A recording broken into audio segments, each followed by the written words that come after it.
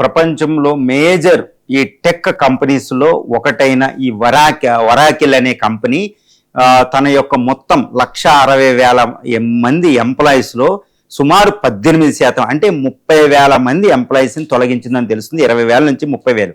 ఇందులో ఎక్కువ మంది ఇండియన్స్, ఇండియాలో పనిచేసే 12,000 మంది ఎంప్లాయీస్ ని తొలగించడం జరిగింది. ఇది షార్ట్ నోటీస్ తో కేవలం ఏదో కంటి తొడుపుగా 15 రోజులు ఇవి ఇవ్వడం, కొన్ని నెలల శాలరీ ఇవ్వడం, వీటితోనే చాలా అబ్రప్ట్ గా, అంటే వాళ్ళు ఊహించని స్థితిలో అబ్రప్ట్ గా కొన్ని దశాబ్దాల పాటు వరాకిల్లో పనిచేసిన వాళ్ళని కూడా అబ్రప్ట్ గా రిమూవ్ చేయడం అనేది చాలా విచారించదగ్గ విషయంగా అందరూ చెప్తున్నారు. ఇది ప్రపంచంలోనే కాకుండా ఇండియాలో కూడా చాలా కీలకమైన ఒక చర్చనీయాంశం, ఒక డిస్కషన్ ఇష్యూ అయిపోయింది అనమాట. ఏంటంటే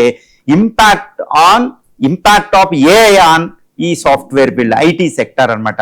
అది not only IT sector and వేరే సెక్టార్లో కూడా ఇప్పుడు వరాకిల్లో తొలగించిన ఎంప్లాయీస్ లో ముఖ్యంగా క్లౌడ్ ఇన్ఫ్రాస్ట్రక్చర్ అనేది ఒకటి, హెల్త్, సేల్స్ డిపార్ట్మెంట్స్ ఇవి కూడా ఉన్నాయన్నమాట.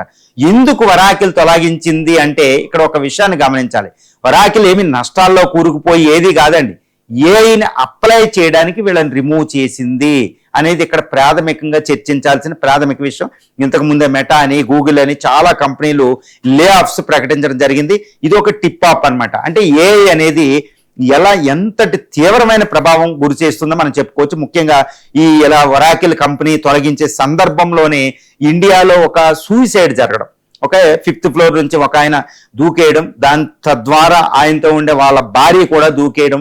అంటే ఈ టెక్స్ లో ఈ సూసైడ్స్ ఎక్కువ అవుతున్నాయి.